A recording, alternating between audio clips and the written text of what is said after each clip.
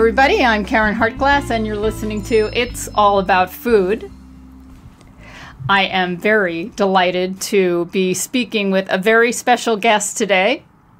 I feel special just being able to speak to this person. I have with me Dr. Michael Klaper. How are you doing today? I'm fine, Karen. It is lovely to be with you on this beautiful day. It is a beautiful day. So we're actually pre-recording this interview, and it's a very blustery, snowy day here in Manhattan. And we're lucky to be warm. We are. And dry. Indeed. Okay, now, my listeners know I've been a vegan for over 30 years, and I've been on this mission to promote plants and reduce pain and suffering and be kind to animals and all of that stuff for a very long time. And one of the first people that I ever learned about when it came to health and plant-based diets was a man named Dr. Michael Klaper. There were videos. Does anybody remember what videos are? The kind that came on tape that we'd put in a VCR? Well, I had a bunch of them that you had done. It was so informative, and that information hasn't even changed. Right? It's Really? just more people are learning about it. Truth is the truth. So tell me, who are you, Dr. Michael Klaper? I ask myself that every morning when I look in the mirror, right? I'm a classically Western-trained physician. I've been a primary care doc for the last 47 years. They go by quickly. And the first 10 years of my medical career was spent doing standard blood and guts, emergency room, operating room medicine. And I thought I was going to be working in urgent care clinics and general practice offices all my life, but a number of events happened that made me adopt a plant-based diet. My body just loved it. A 20-pound spare tire of fat melted off my waist in 12 weeks. My high blood pressure went down. My cholesterol went down. I felt great waking up in a nice, lean, light body. And I just started sharing that information with my patients, and I've been practicing a plant-based style of medicine ever since. And life's been very interesting, to say the least. Yes, our journeys, our individual journeys. I'm sure many people remember this. I know I can't forget it. We have lots of documentaries that are coming out. They seem like every other week there's a new documentary, and that's great. That teach us about healthy diets and the cruelty that's going on and what's happening to the environment. But the first one that I ever saw was Diet for New America.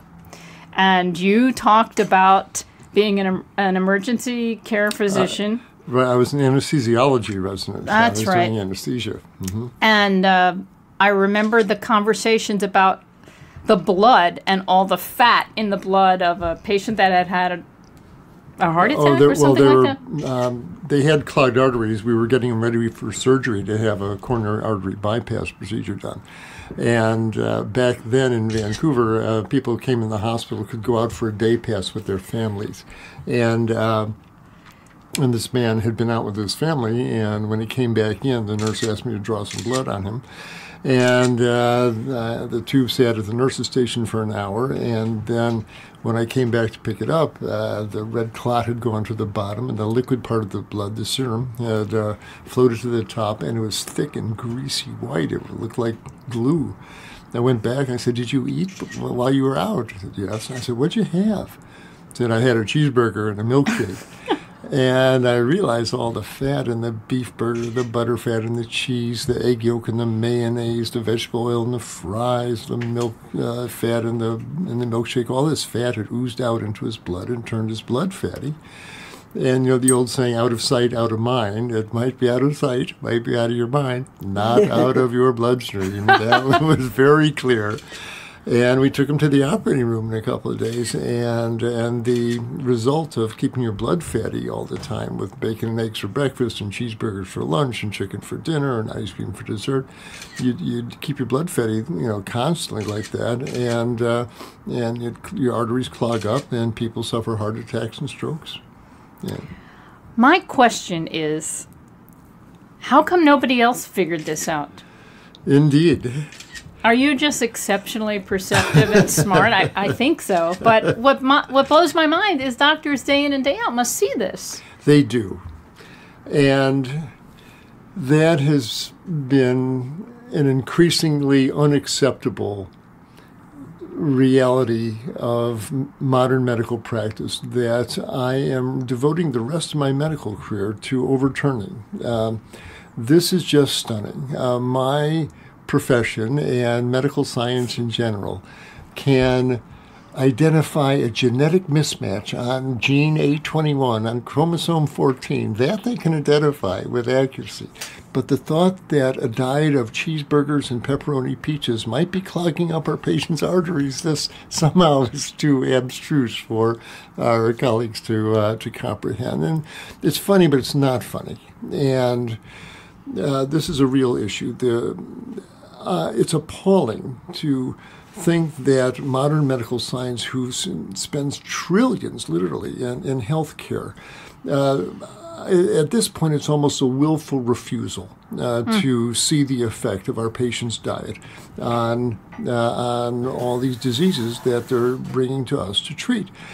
I have left, after 47 years in clinical practice, I've left clinical practice to go to the medical schools and talk to the medical students and give them the lecture I wish somebody had given me 50 years ago, saying, listen, you're not going to be seeing smallpox and leprosy. It's obesity and clogged arteries and high blood pressure and diabetes and inflammatory diseases from what your patients are eating. And to practice medicine like what our patients are consuming has no effect on these diseases is bankrupt, is scientifically bankrupt, and it's not right to withhold vital information from people, because we now know these are reversible diseases with a proper diet and lifestyle. And that's when it gets back to your original question, why didn't nobody figure this out? Well, a lot of people are figuring it out, but medical students from the beginning of their education get imprinted with this idea that the major degenerative diseases, obesity, diabetes, clogged arteries, high blood pressure, these are diseases of unknown etiology. We don't know why they form, just getting older. And medicine, these are not curable, of course, but medicine that reduces medicine to disease management, Well, I didn't go into medicine to manage chronic disease. I wanted to cure people, and these are all curable diseases. And that's the good news. That's the exciting news. And I guess I'm giving quite a rambly answer here. But, it's not a rambly answer. It's right on. The good news is a concept I had practiced all these decades, and no one ever said the two words to me: disease reversal. These are reversible diseases. And I now go to the med schools and I tell the students, you want to reverse these diseases or don't you? You want to heal these people or don't you? Because high blood pressure goes away, diabetes goes away. All of us who practice a lifestyle brand of medicine, get these folks on a whole food plant-based diet, stop the smoking, get enough sleep, yada, yada, yada, all the things to reduce stress. And it's what we see is stunning. It's remarkable. Give the body the fuel that it really was designed to run on. And the obesity starts to melt away. And the arteries open up. And the high blood pressure comes down. And the insulin receptors clear out. And the type 2 diabetes goes away. And the joints stop hurting. And the psoriatic skin starts to clear up. And the asthmatic lungs wheeze less. And the migraine headaches fade away. And they turn into normal, healthy people. Normal, that's an interesting word. They turn into healthy people. And that's the most exciting kind of medicine you can practice. I'm the happiest doc I know. My patients get healthier right in front of my eyes. Well, it's really the key exciting. word you said before was managing, and the doctors are learning to manage people, because managing makes money. You want to have a customer keep coming back, which is very, very sad. Cynical, but that's the de facto part of it. I don't know any doctor who's I'm not going to get my patients well because then they won't come back and I won't make money. They're not thinking that. They've got these blinders on that there is no cure for these diseases, and the best you can do is put off their heart attack as long as you can, and you're being a good doc. Give them their statin prescriptions and keep that LDL low, and you're being a good doc. They of course still go on to get heart attacks even on the statins. And to me, to the reason why this patient's high cholesterol is a threat to him is because of the artery assault that he's doing meal after meal of the fried meats and the high fructose corn syrup and the Cokes and the milk protein and the vegetable oils and the additives. We're assaulting our artery walls. We're injuring our artery walls, and that's what makes this plaque happen. And to imply the patient, well, you have no control over this, it's just genetic, and take these statins so your liver can't produce your own cholesterol, without talking to them, my heavens, man, what are you eating? I ask every patient, and I tell the med students, before you order another $1,000 scan or another $500 battery of blood tests, stop. Ask the patient what they ate yesterday. They have them take you through the whole eating day. And if it's full of burgers and buffalo wings, that's all you need to know. That's where you start. That's why they're sitting in front of you, obese and clogged up and hypertensive and diabetic and inflamed. It's that really unhealthy fuel mixture that's driving these diseases. And nowadays, there's more and more plant-based dietitians and people who will help people make this transition. Because the docs fool around, well, I don't know anything about nutrition, I don't have time, I only have 7 minutes per patient. Doctor, you don't have to do the counseling. Just recognize you are looking at someone with a dietary-induced disease. Refer them to the plant-based dietitian. Let her do the counseling. Let her take them shopping and see them back in a couple of weeks and see how they're doing. But start incorporating plant-based medicine into your practice procedures, and you will see these people get healthier. Mm-hmm. Well, the good news, like you mentioned, is there are more plant-based doctors. There's this lifestyle medicine now, Indeed. Which is very exciting, and they have their certifications, so more doctors can get involved with this. But one of the things I heard about medical schools, why they're not teaching this, is because it's not on the exams. And then to get the questions on the exams is just an incredible challenge. That's a very perspicacious question. Yes, absolutely. That is a real obstacle. And I've heard this. So, Doc, get it on the exams, and then they'll start teaching it.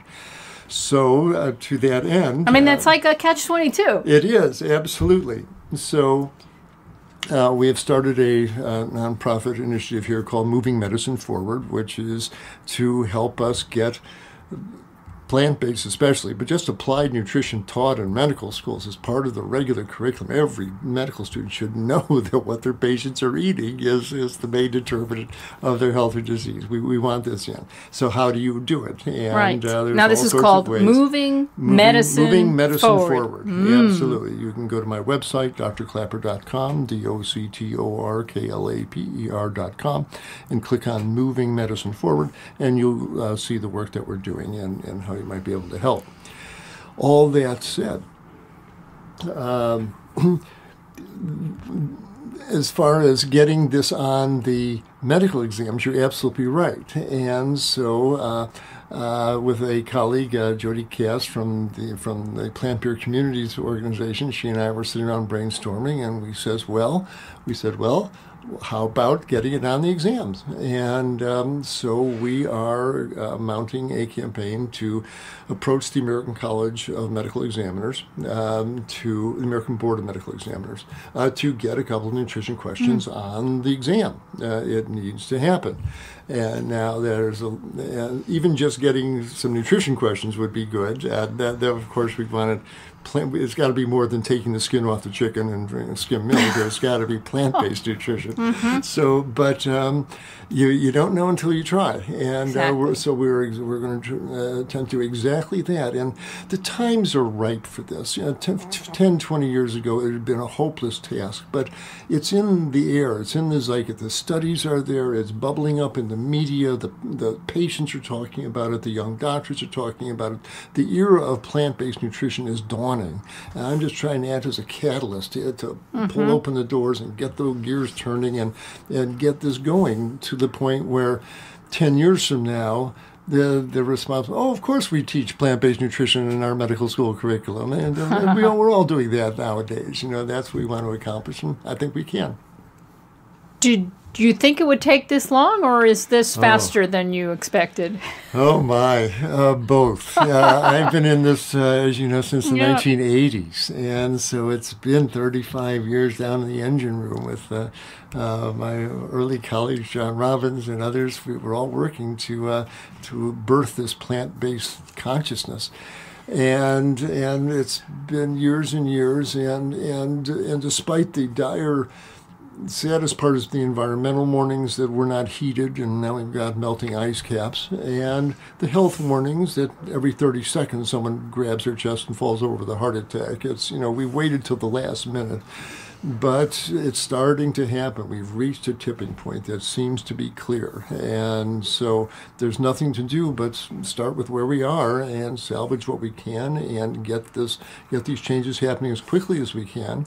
And thanks to the internet and media personalities like you with lovely podcasts like this, you can reach a lot of people very quickly and really start changing things that are happening in the real world. So I'm moderately hopeful. Okay, so the plan for moving medicine forward is... want to do three things. I am going to the nation's medical schools. I've been to the University of Michigan at Ann Arbor, been down to Wright State University in Dayton, been over to Rochester, Michigan at Beaumont Medical School, went to McGill, spoke to the young folks in Montreal. Next month down at seeing the Gators down at University of Florida in Gainesville, and going over to University of South Florida Tampa. And I go to these schools, and I want to do a number of things. I give a lecture to as many medical students and faculty as I can. It's such a remarkable process. The administration, they're not so thrilled about about arranging a Dr. Klapper lecture, so we just do an end run around them. In every medical school class nowadays, it's 2019, and there's always 20, 30 students who've seen movies like Forks Over Knives. Mm-hmm. They've seen What the Hell. They've seen Cowspiracy. The light's on. They know the plant-based thing is where it's at. So they form a nutrition interest group, and they invite Dr. Klapper in. They arrange the lecture hall. They put up the notices. They send out the e-blasts. They arrange for the samosas from the Indian restaurant, and I come out and do the presentation. And we've been getting about 100, 150 folks in each presentation. Many of them have been filmed. Nice. And we get medical students, nursing students, dietetic students, pharmacy students, surgical residents, medical residents. We get quite a broad assortment of people. And I get up in the microphone and I say, I'm going to give you the lecture I wish somebody had given me 50 years ago. 50 years, 1968. Yeah. I was a first-year medical student 50 years ago. And it would have changed my entire medical career. It would have changed every diagnosis I made. It would have saved a lot of lives. Oh, it would have saved a lot of lives. Instead of just fiddling with their insulin doses, I could have said, how'd you like to get rid of your diabetes? How'd you like to get rid of your high blood pressure? And I wish I had been schooled on how to do that, but we know that now. So one, I want to keep going to the medical schools and giving this presentation. Then we want to work with the nutrition interest groups to keep the interest alive at each school, and to send them cases to discuss with nutrition-based therapies. I plan on Skyping in once a month to the various schools and discuss a clinical case, just to keep it in front of their consciousness that whatever sitting in front of you, high blood pressure, diabetes, abdominal pain, ask what they've been eating. That's probably a major factor about why they're sitting in front of you. Bring the patient's diet and lifestyle to the fore in your diagnosis and your treatment. We want to work at each school or encourage the medical students in the nutrition interest group to work with their local faculty members to get nutrition education, applied nutrition incorporated into the standard medical curriculum. So I don't have to keep doing this. It should be, as sure as you teach anatomy and physiology and pathology and microbiology, you should teach applied nutrition.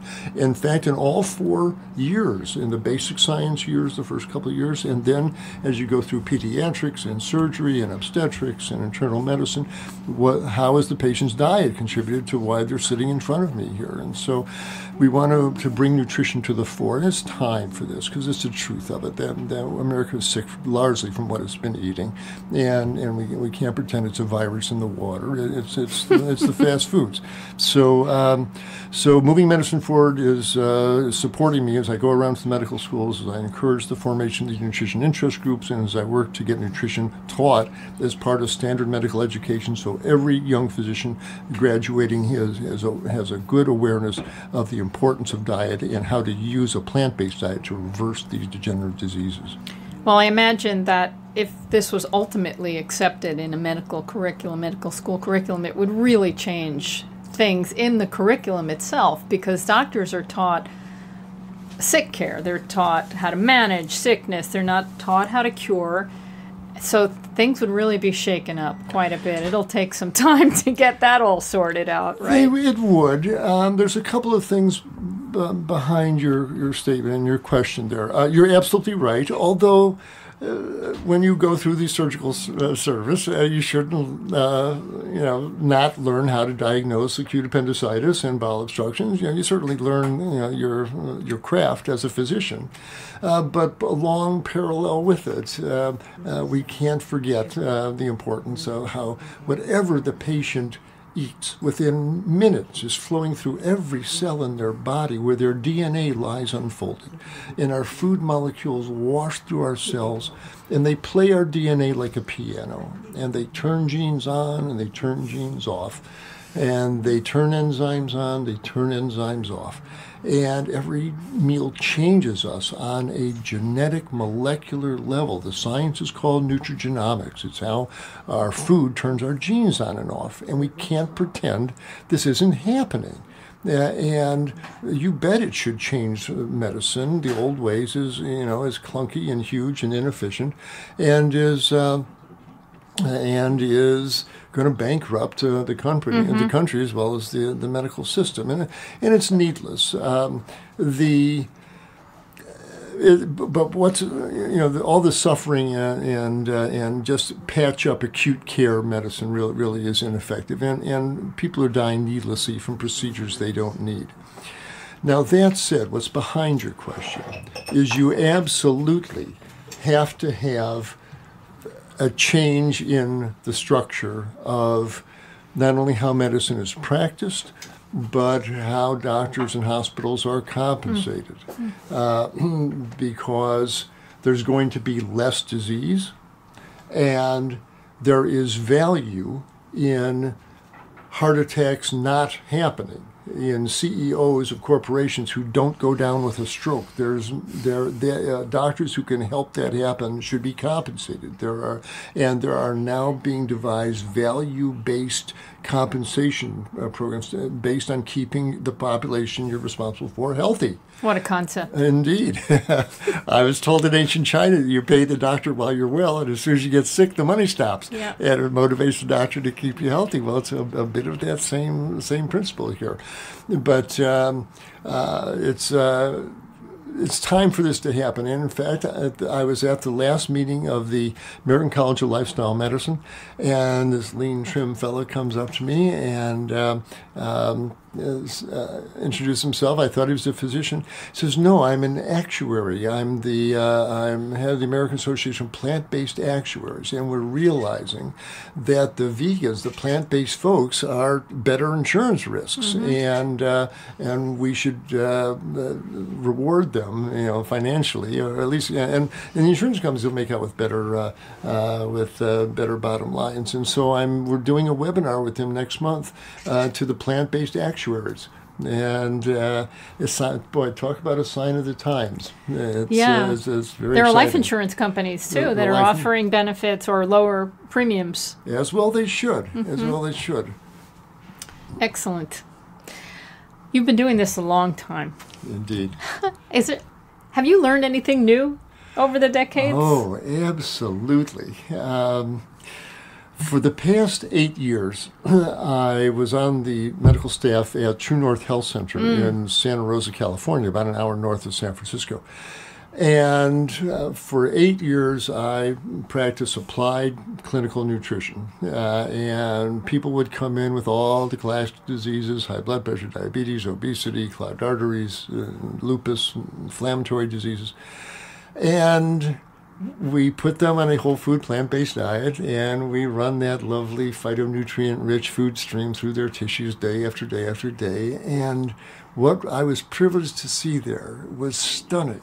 Again, why didn't somebody tell me that this powerful medicine exists? And it's what I want to share with the med students. The transformations that I was privileged to witness within days, as their joints stop hurting and we can stop their medications, it's making them tired and nauseated. Those get to be removed pretty quickly.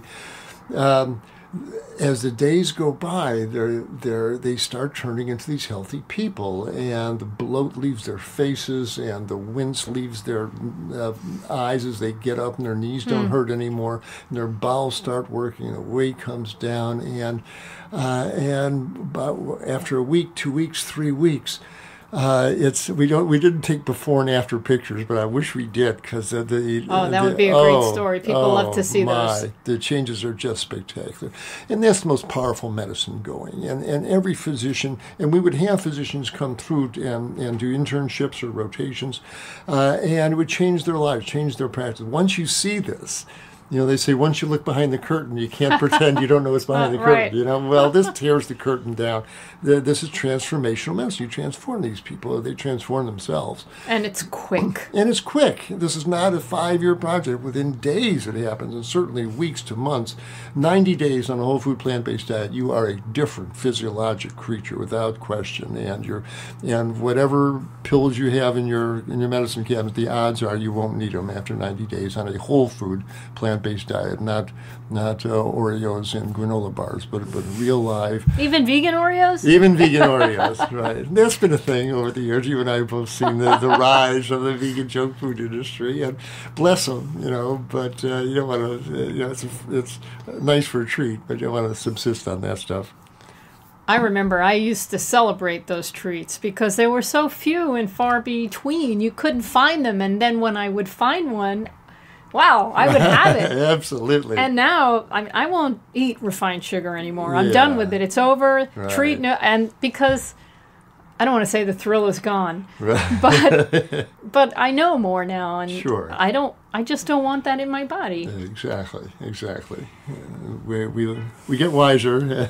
So that's what I was asking you. How have you become wiser over the decades, especially with respect to nutrition and what we should eat and not eat? Absolutely. I get the question. Okay. So just to finish up my digression there, one thing I learned was the absolute stunning power of applied plant-based nutrition as a therapeutic modality. And on top of that, we also employed water-only fasting. I learned how to supervise a water fast, and that's another level of helping the body right itself and get back on the healing track. But that's for another podcast, probably. Me personally, well, just like you, I've learned the importance of whole foods. As trite as that is, I'm the kind of guy who would grab a vegan burrito out of the refrigerated case of the health food store, and that would be most of my my intake for the day.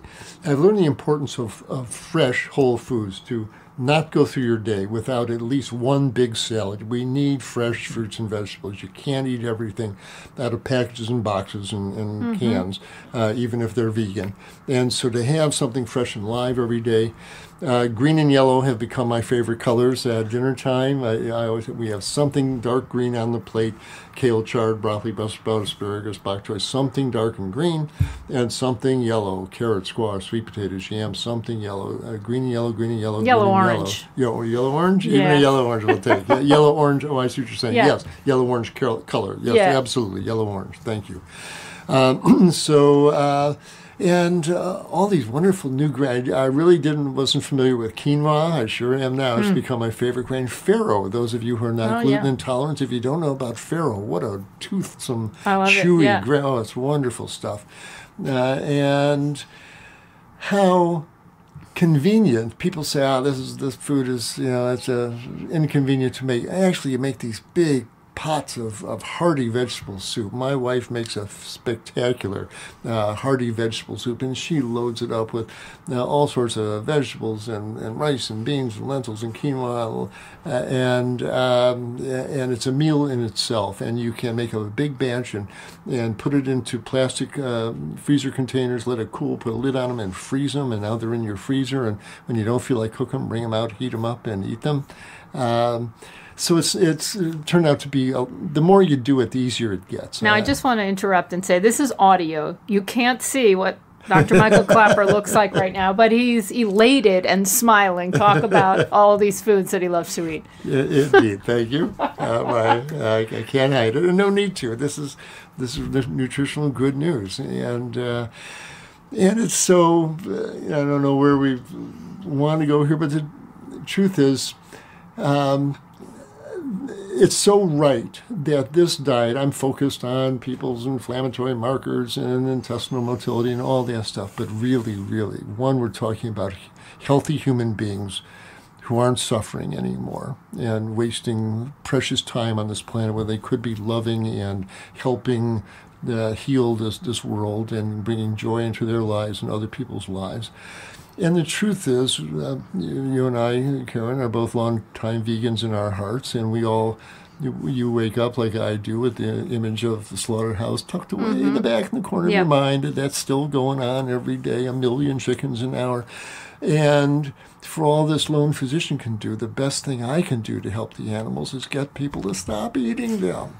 and a delightful talk about medical side effect, the best side effect of all of people adopting widely adopting a whole food plant-based diet is they get healthy, the planet heals, and the animals get to live their lives without all this suffering. And so there's so many validations coming in from the universe on so many levels. Yes, this will lower your blood pressure, it'll lower your cholesterol, but it also makes for a sustainable... It's a win-win-win-win-win. There's no... I mean, some people think that the food isn't good, and they just haven't tried it. Yeah, exactly. I mean, it might take a week or two to adjust to eating less salt or less oil and eating the refined foods. But to me, that stuff is horrible. Really? When I taste it. It's funny because I used to love eating white pasta, and then I went to whole wheat pasta and thought I was really doing a good thing. And now I don't even barely ever eat a pasta. Right, same here. I would rather have like a farro or a rice or a quinoa or some whole grain millet. I love buckwheat. And there we are. Yeah, and if you like international cuisine, you could do it Indian style and Chinese and Mexican and Thai. And we love food. We love eating, food. Right? Can you tell we're foodies here? And so those of you who are just thinking about what's this vegan thing, jump in, boots in, as they say in New Zealand, and you'll be rewarded with all this wonderful, delicious food you eat, and it's guilt-free. I just have a couple more questions. Okay. So one I want to talk about is there's a lot of investment now in making plant-based meats. Yes. And there's different kinds of plant-based meats. And then there's these cell meats. Yes. And I'm just wondering what your thoughts are. Wow. I know what my thoughts are. I'm wondering what your thoughts fair are. Enough. Well, I'm a complete pragmatist. Anything that gets people not eating animals, certainly has my interest up. And there's a couple of layers of inquiry here. So one, given a veggie burger versus a beef burger, I'll take the veggie burger every time, no question. And second, I think that these new, especially new generation veggie burgers, the ones that bleed when you bite into them, if they can help Joe meat and potatoes guy transition away from his real live steer burger and start putting his toe into the plant-based pool there, I'm all for that. So I think they have a useful place. That said, no one's saying these foods are the bastion of health. They are texturized vegetable protein and a ton of coconut oil and starchy fillers. The food scientists were given free range to come up with something genetically meaty modified and chewy. heme. Yeah. there's a trade-off there, and you don't want to eat this stuff every day, and you don't want to make this the center of your diet. I think I had a couple steer burger, these new burgers a couple times. I don't think I'm going to eat them again. Yeah. But if as I said, if it helps Joe Sixpack get off his beef burgers, I'll give him a pass for at least for a few months to at least get on with it already. I agree with you. The thing that frustrates me is that there's so much money that's gone into creating these products. Right. And why do we need them? Because people feel like they need to eat some kind of meat. Yeah. It's kind of insane, actually. And I think about that money.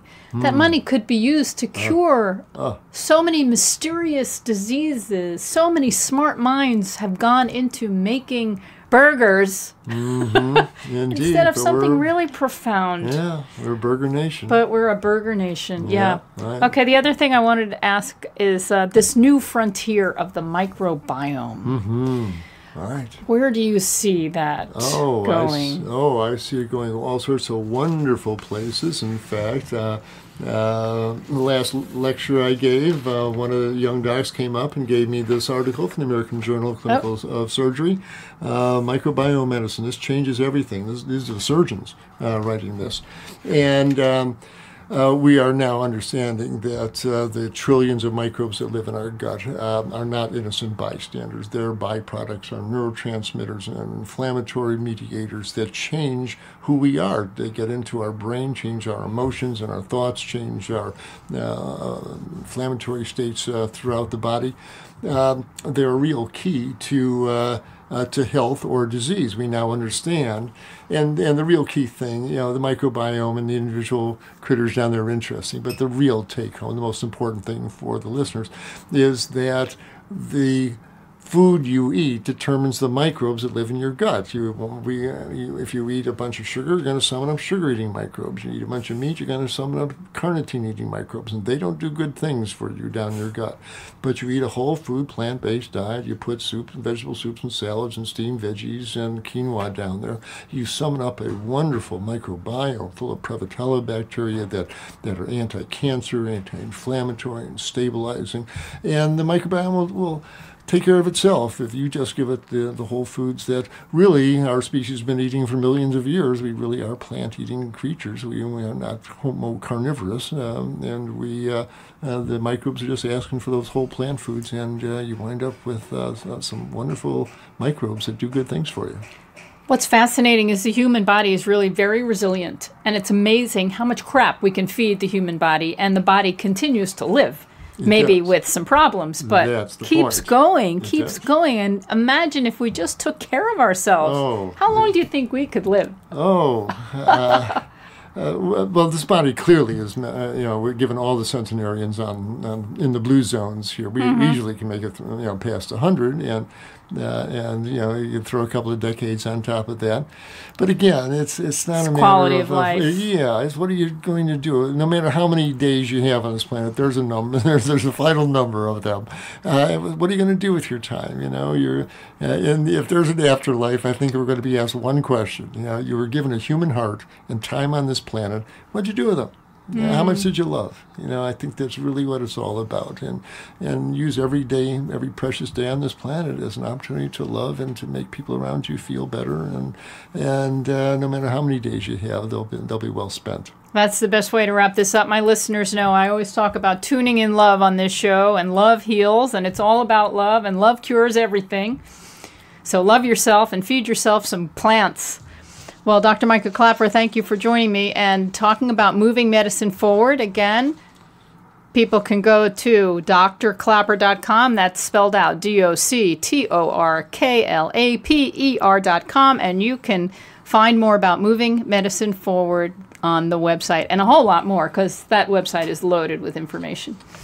Okay, thank you. The last time I had a chance to interview Dr. Michael Klaper, it was about 8.5 years ago on this program.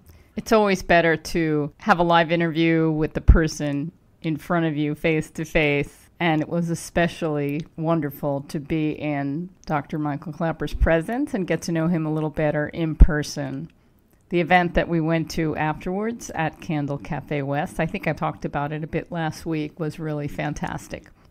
In the past week, I've been to 2 book launch events. I want to talk about them a little bit. Of course, I went to Ocean Robin's 31-Day Food Revolution event in Manhattan, and that was on Thursday. It was very fine. And here was another opportunity. I've spoken with Ocean many times. We've done programs together at the Food Revolution Network. I've interviewed him before, but here was an opportunity to be in the room with him, because most of the work we do is online where we're speaking through a screen. But to be with people in person, there's nothing like it. And he was really on fire. He gave a great presentation. I really appreciate the internet and the opportunity to reach so many people this way. And it's convenient because we don't have to share information at the same time. Podcasts can put information out and you can receive it when it's convenient for you. And that's a great thing. But there is nothing like being together in a room with a bunch of people and sharing information, discovering, learning. It's so powerful. It makes me think from time to time. I'm not ready yet, but I keep thinking my nonprofit Responsible Eating and Living, which is an online resource, that we should start having some live events. I used to organize live events back in the early 2000s when I was with another nonprofit called EarthSave, and I had these monthly dinner lectures. I would choose a restaurant in Manhattan that was not vegetarian. Occasionally I would, but there weren't that many actually. And I wanted a space that was big enough so that we could invite a speaker to give a presentation. I would talk to the manager, the owner of the restaurant that I was interested in going to, and we would work out a prefix all-vegan menu. And in hindsight, I think it was a really great idea because not only were we helping a restaurant out, we typically choose a slow night and bring in a mob of people. But the restaurant also learned about how to prepare healthy vegan food and see how many people enjoyed it. And it's fun to see today how many people that I would have come speak at these events have now become such major leaders and personalities in this food movement. So I keep thinking maybe I should start something up again. I wouldn't want to do exactly the same thing, but there is power in meeting people face to face. What do you think? Should we have some live events in New York? Would you like to go? What are you interested in? You know where to find me. I'm at info@realmeals.org. Always love to hear your input. The day before, I went to another book launch, and this was for Timothy A. Wise, his new book called Eating Tomorrow. I have not read the book. I'm very curious about it, and I just might have to pick it up. The event included the author, Timothy A. Wise, as well as Mark Bittman and Vandana Shiva. Have you heard of these people? They're huge and they're wonderful. I hadn't seen Mark Bittman speak before. I had read his articles when he wrote for the New York Times as a food writer. And I didn't realize how good a speaker he is and how funny he is. And then Vandana Shiva was amazing. Do you know her work? Have you heard her speak? I was like ready to nominate her as ruler of the planet. She was that amazing. The way she spoke and her intelligence and how articulate she was. Everything she said was just brilliant. The title Eating Tomorrow has a double meaning, we were told.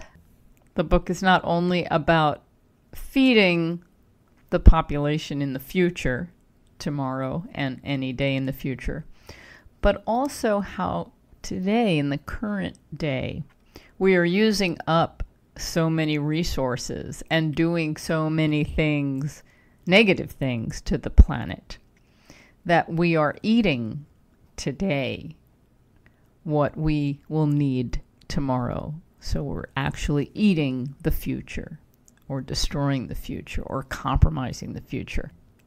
It's a powerful title, simple but powerful.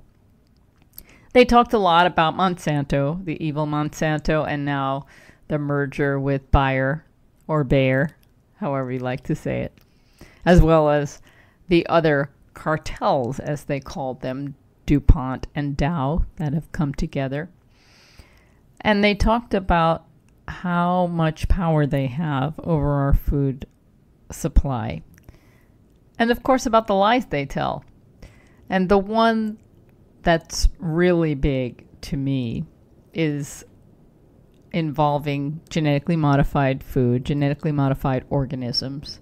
We've been told forever from these companies, Monsanto and others that are involved in GMOs, that they are being developed to feed the population and to feed the growing population. And Timothy had all kinds of data to share with us about how we produce more than enough food today for the current population, and we can grow enough food for future populations, what's anticipated for the next few decades. He said there's a glut of food. The problem with the 1 billion+ people who are hungry on this planet is not about not having enough food for them. The problem is poverty. The problem is politics. The problem is privilege. They talked quite a bit about land grabbing. They talked about how governments have allowed corporations to come in and take land, and how the programs that they had when they would take this land, and oftentimes they would plow through the farms of people, small family farms, the real family farms, not the big giant quote family farms, but actually individual families and their small plots of land. He explained that very often these projects don't even come to fruition, they don't work out, but the damage has been done. He also gave some great statistics, and I don't remember them off the top of my head, but his point was that the industrial farms that use a tremendous amount of technology and genetically modified food actually produce maybe 30% of the world's population of food, and it's the small farms, without all of this amazing technology, grow the bulk of the world's food. So this promise from industrial agriculture that they're coming up with technology that's going to enable them to feed the world, they're not doing it. The yields aren't as good. The soil is damaged. They're using petrochemical fertilizers, herbicides, pesticides, all of these toxic chemicals. I'm looking forward to digging deeper and picking up Eating Tomorrow, or maybe we'll be able to get the author on this program in the near future. I hope so. The elephant in the room was a cow, of course. Now, I don't know if the book covers animal agriculture, and I don't know if the book talks about how the majority of genetically modified foods, for example, are used to grow plants to feed animals, to feed people. And a lot of the problems that we have related to genetically modified foods would be solved if people either reduced or eliminated the animal products that they're eating. I don't know if he goes into that in the book, but he didn't go into it during the program, which was a little disappointing, especially for the second row of people in the auditorium, which included myself and a bunch of other vegans. Let's move on. So I want to remind you again, the documentary The Invisible Vegan is out, and I've seen 3 chapters now. There are 3 chapters available for free on YouTube. You can watch them one at a time, or you can purchase the film and watch it in its entirety. And if you just Google it on YouTube, The Invisible Vegan Chapter 1, it'll come up with all the information that you need. But I recommend watching it because it's a piece of Black history that I think everyone needs to know about. I'd like to wrap up the program today talking about delicious, yummy food. Who doesn't like talking about food? We love talking about food. It's all about food. The food I want to talk about today is spaghetti squash. I'm going through a spaghetti squash festival. It's a spaghetti squash festival. I cooked one spaghetti squash, and what I do is it's really simple. I just put it on a baking sheet and cook it for an hour or more, whatever it takes to get it soft.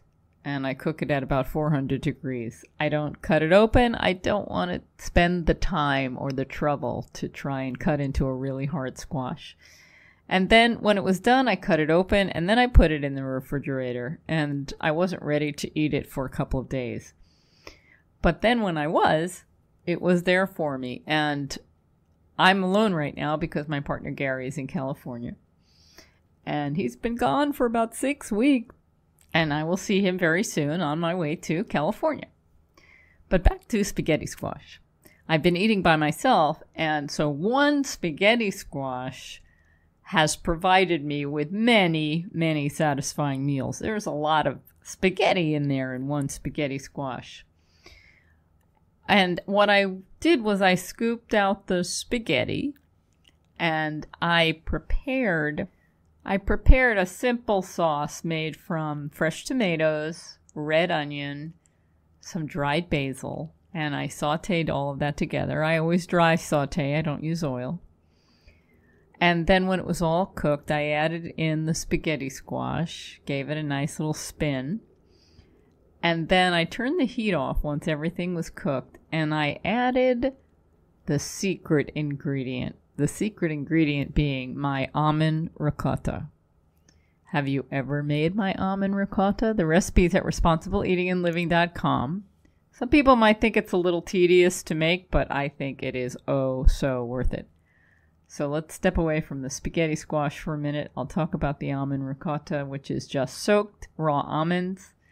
And then when they've soaked for at least 8 hours, you can gently remove the skins. I find it to be a very relaxing, zen-like process. It doesn't take very long. Some people might think it's too much trouble, but the results are so worth it. Then I blend the almonds with a small amount of water and a little chickpea miso from South River. They're my favorite miso company. They make organic misos, and they don't have as much salt as other misos, and they're just fabulous. And this makes the almond ricotta. It's just 3 ingredients: almonds, water, and miso. And not even a lot of miso, just enough to give it a little tickle of tang. Tickle of tang.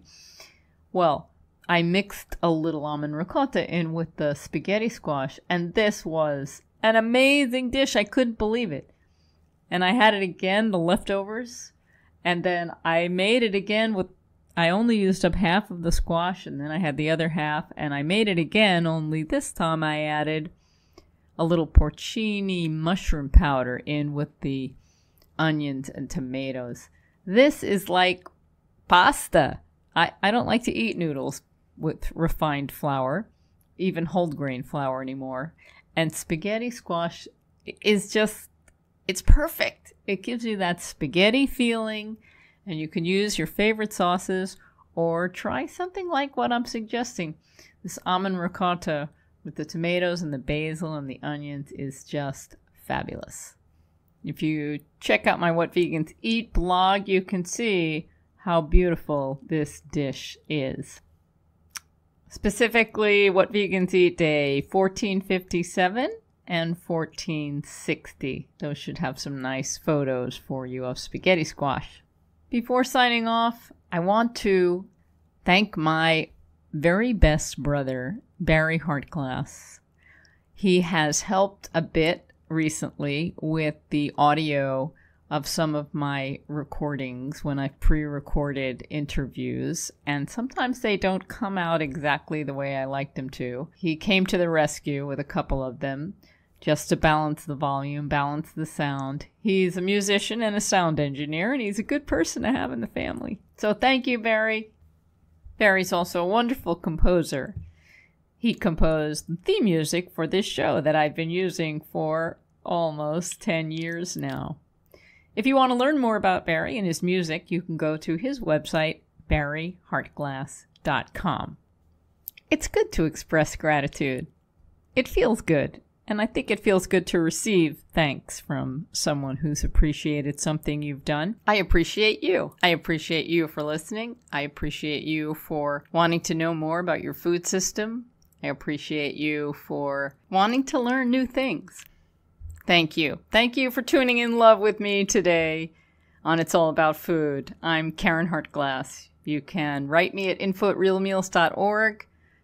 Follow me at responsibleeatingandliving.com. Have a delicious week.